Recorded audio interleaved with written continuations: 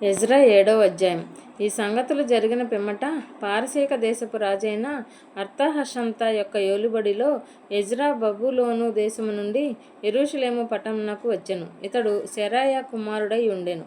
సెరాయా అజర్యా కుమారుడు, అజర్యా హిల్కియా కుమారుడు, హిల్కియా షల్లూము కుమారుడు, షల్లూము సాదోకు కుమారుడు, సాదోకు అహీటూబు కుమారుడు, అహీటూబు అమర్యా కుమారుడు, అమర్యా అజర్యా కుమారుడు, అజర్యా మెరాయోతు కుమారుడు, మరాయోతు జరహ్యా కుమారుడు, జరహ్యా ఉజ్జీ కుమారుడు, ఉజ్జీ బుక్కీ కుమారుడు, బుక్కీ అబీషువ కుమారుడు, అబీషువ ఫీనెహాసు కుమారుడు, ఫీనెహాసు ఎలియాజరు కుమారుడు, ఎలియాజరు ప్రధాన యాజకుడైన అహరోను కుమారుడు.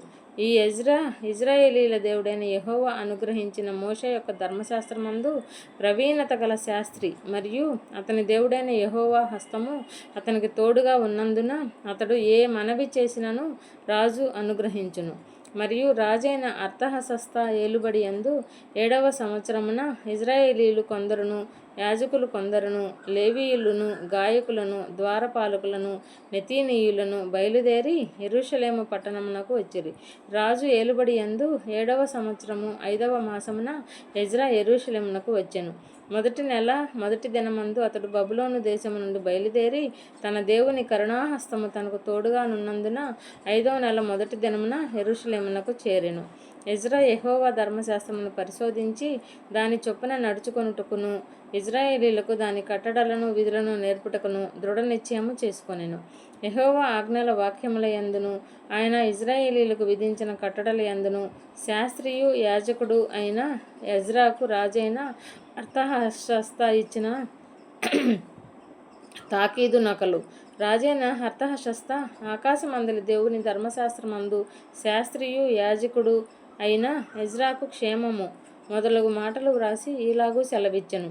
చేతనున్న నీ దేవుని ధర్మశాస్త్రమును బట్టి యూదాను గూర్చియు యెరూషలేమును గూర్చియు విమర్శ చేయుటకు నీవు రాజు చేతని అతని 7 మంత్రుల చేతను పంపబడితివి కనుక మేము చేసిన నిర్ణయము ఏమనగా, మా రాజ్యమందుండు ఇజ్రాయేలీలలోను వారి యాజకులలోను లేవీయులలోను యెరూషలేము పట్టణమునకు వెళ్ళుటకు మనఃపూర్వకముగా ఇష్టపడు వారెవరో వారందరూ నీతో కూడా వెళ్ళవచ్చును.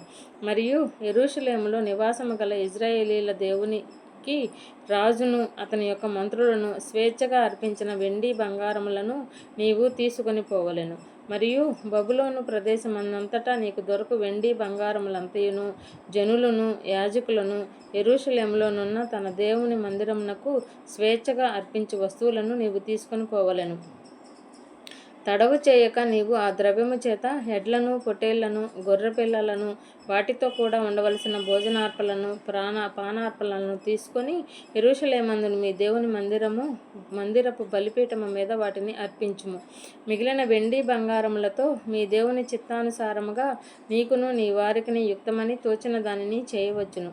మరియు నీ దేవుని మందిరపు సేవ కొరకు నీకు ఇయ్యబడిన ఉపకరణములను నీవు యెరూషలేములోని దేవుని ఎదుట అప్పగింపవలెను. నీ దేవుని మందిర విషయంలో దానమిచ్చుటకై మరి ఏదైనాను నీకు కావలసిన ఎడల అది రాజు యొక్క ఖజానాలో నుండి నీకు ఇయ్యబడును. మరియు రాజునైన అర్తహషస్త అను నేను నది యవతలనున్న ఖజానాదారులైన మీకు ఇచ్చు ఆజ్ఞ ఏదనగా, ఆకాశమందలి దేవుని ధర్మశాస్త్రంలో శాస్త్రియు యాజకుడునైన ఎజ్రా మిమ్మును ఏదైనా అడిగిన ఎడల ఆలస్యము కాకుండా మీరు దానిని చేయవలెను. 1000 తూముల గోధుమలు, 200 మనుగుల వెండి, 300 తూముల ద్రాక్షారసము, 300 తూముల నూనె, లెక్క లేకుండా ఉప్పు ఇయ్యవలెను. ఆకాశమందలి దేవుని చేత ఏది నిర్ణయమాయనో దాని ఆకాశమందలి దేవుని మందిరమునకు జాగ్రత్తగా చేయింపవలసినది. రాజు యొక్క రాజ్యము మీదికిని అతని కుమారుల మీదికిని కోపం ఎందుకు రావలెను? మరియు యాజకులను, లేవీయులను, గాయకులను, ద్వారపాలకులను, నెతీనీయులను, దేవుని మందిరపు సేవకులను అయిన వారందరిని గూర్చి మేము మీకు నిర్ణయించినది ఏమనగా, వారికి శిస్తు గాని సుంకము గాని పన్ను గాని వేయుట కట్టడపు న్యాయము కాదని తెలుసుకోండి. మరియు ఎజ్రా నది అవతలనున్న జనములకు తీర్పు తీర్చుటకై నీ దేవుడు నీకు దయచేసిన జ్ఞానము చొప్పున నీవు నీ దేవుని యొక్క ధర్మశాస్త్ర విధులను తెలుసుకొనిన వారిలో కొందరిని అధికారులుగాను న్యాయాధిపతులుగాను ఉంచవలెను. ఆ ధర్మశాస్త్ర విషయంలో తెలియని వారెవరో వారికి నేర్పవలెను. నీ దేవుని ధర్మశాస్త్రము గాని రాజు యొక్క చట్టము గాని గైకొని వాడెవడో త్వరగా విచారణ చేసి మరణశిక్ష అయినను స్వదేశ త్యాగమైనను ఆస్తి జప్తి అయినను ఖైదునైనను వానికి విధింపవలెను. యెరూషలేములో నుండి యెహోవా మందిరమును అలంకరించుటకు రాజునకు బుద్ధి పుట్టించినందునను రాజును అతని మంత్రులను రాజు యొక్క మహాధిపతులను నాకు దయ అనుగ్రహింపచేసినందునను మన పితరుల దేవుడైన యెహోవాకు స్తోత్రము కలుగును గాక. నా దేవుడైన యెహోవా హస్తము నాకు తోడుగా ఉన్నందున నేను బలపరచబడి నాతో కూడా వచ్చుటకు ఇశ్రాయేలీయుల ప్రధానులను సమకూర్చితిని. 8వ అధ్యాయము. రాజైన అర్తహషస్త ఏలుబడి కాలమందు బబులోను దేశము నుండి నాతో కూడా వచ్చిన ఇంటి పెద్దల వంశావళి. ఫినెహసు వంశంలో గెర్షోమును, ఈతామారు వంశంలో దానియేలును, దావీదు వంశంలో హట్టూషును, షెకన్య పరోషుల వంశములలో జకర్యాయు వంశావళికి 150 మంది పురుషులను లెక్కింపబడిరి.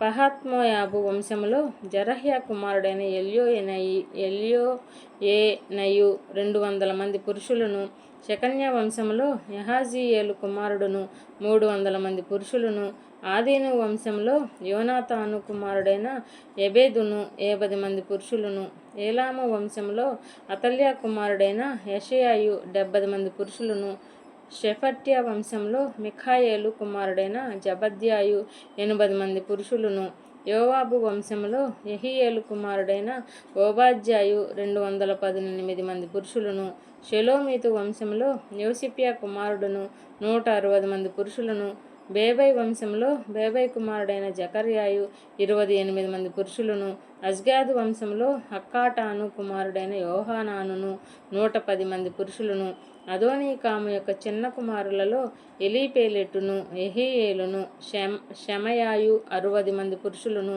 బిగ్వయి వంశంలో ఊతయ్యును, జబ్బూదును 70 మంది పురుషులను.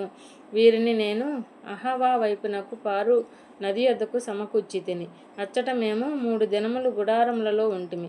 అంతలో నేను జనులకు యాజకులకు తనీకి చూడగా లేవీయుడొకడును నాకు కనపడలేదు. అప్పుడు నేను పెద్దలైన ఎలియేజరు, అరీషేలు, షెమయా, ఎల్నాతాను, యారీబు, ఎల్నాతాను, నాతాను, జకర్య, మెషుల్లాము అను వారిని ఉపదేశకులకు యోయారీబు, ఎల్నాతానులను పిలువనంపించి కాసిప్య అను స్థలమందుండు అధికారి అయిన ఇద్దో యొద్దకు వారిని పంపి మా దేవుని మందిరమునకు పరిచారకులను మా యొద్దకు తీసుకొని వచ్చినట్లుగా కాసిప్య అను స్థలమందుండు ఇద్దోతోనూ అతని బంధువులైన నెతీనేయులతోనూ చెప్పవలసిన మాటలను వారికి తెలియజెప్పితిమి. మా దేవుడు కరుణాహస్తము మాకు తోడుగా ఉన్నందున వారు ప్రజ్ఞావంతుడైన ఒకనిని షెరేబ్యాను అతని కుమారులను సహోదరులను 18 మందిని తోడుకొని వచ్చిరి. ఆ ప్రజ్ఞావంతుడు మహాలి కుమారులలో ఒకడు. ఈ మహాలి ఇజ్రాయేలునకు పుట్టిన లేవి వంశస్థుడు. హషబ్య అతనితో కూడా మొరారీయుడగు యెషయాను అతని బంధువులను వారి కుమారులను అయిన 20 మందిని వారు తోడుకొని వచ్చిరి. మరియు లేవీయులు చేయవలసిన సేవలో తోడ్పడుటకై దావీదును అధిపతులను నిర్ణయించిన నెతీనీయులలో 220 మంది వచ్చిరి. వీరందరూ పేర్లు ఉదాహరింపబడి నియమింపబడిన వారే. అప్పుడు దేవుని సన్నిధిలో మమ్మను మేము దుఃఖపరుచుకొని మాకును మా చిన్నవారికిని మా ఆస్తికిని శుభప్రయాణము కలుగునట్లు ఆయనను వేడుకొనుటకు అహవా నది దగ్గర ఉపవాసముండునని ప్రకటించితిని. మేలు కలుగజేయుటకై ఆయనను ఆశ్రయించు వారికి అందరికీ మా దేవుని హస్తము తోడుగా ఉండును గాని ఆయన హస్తమును ఆయన ఉగ్రతయు ఆయనను విసర్జించు వారందరి మీదకి వచ్చునని మేము రాజుతో చెప్పియుంటిమి. కనుక మార్గమందున్న శత్రువుల విషయమై మాకు సహాయము చేయునట్లు కాల్బలమును రౌతులను రాజునొద్ద కావాలని మనవి చేయుటకు సిగ్గు నాకు తోచెను. మేము ఉపవాసము నుండి ఆ సంగతిని బట్టి మా దేవుని వేడుకొనగా ఆయన మా మనవి అంగీకరించెను. కనుక నేను యాజకులలో నుండి ప్రధానులైన 12 మందిని అనగా షెరేబ్యాను, హషబ్యాను వీరి బంధువులలో 10 మందిని ఏర్పరిచి మా దేవుని మందిరమును ప్రతిష్ఠించుట విషయంలో రాజును అతని మంత్రులను అధిపతులను అక్కడనున్న ఇశ్రాయేలీయులందరూ ప్రతిష్ఠించిన వెండి బంగారములను ఉపకరణములను తూచి వారికి అప్పగించితిని. 1300 మనుగుల వెండిని, 200 మనుగుల వెండి ఉపకరణములను, 200 మనుగుల బంగారమును, 7,000 తులములు గల 20 బంగారపు గిన్నెలను, బంగారమంత వెలగల పరిశుద్ధమైన 2 రాగి పాత్రలను తూచి వారి చేతికి అప్పగించి, మీరు యెహోవాకు ప్రతిష్ఠింపబడిన వారు, పాత్రలను ప్రతిష్ఠితములైనవి. ఈ వెండి బంగారములను మీ పితరుల దేవుడైన యెహోవాకు స్వేచ్ఛార్పణలై ఉన్నవి.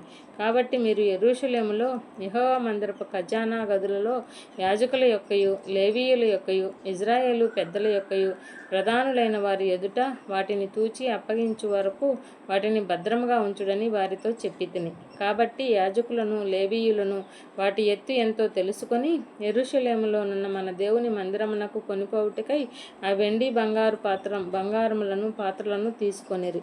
మేము మొదటి నెల 12వ దినమందు యెరూషలేమునకు వచ్చుటకై అహావా నది నుండి బయలుదేరగా మా దేవుని హస్తము మాకు తోడుగా నుండి శత్రువుల చేతిలో నుండి, మార్గమందు పొంచి ఉన్న వారి చేతిలో నుండి మమ్మను తప్పించినందున మేము యెరూషలేమునకు వచ్చి 3 దినములు అక్కడ బస చేసితిమి.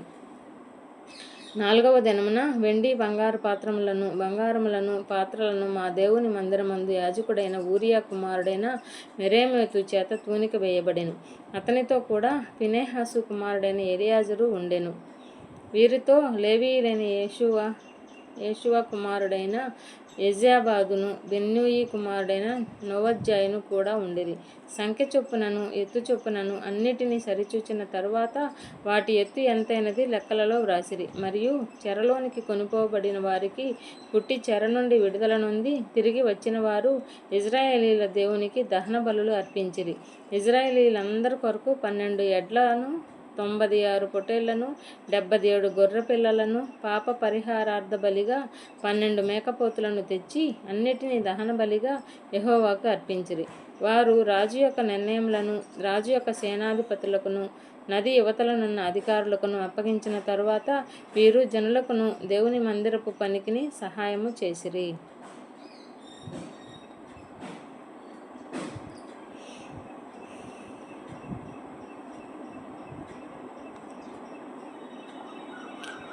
తొమ్మిదవ అధ్యాయము.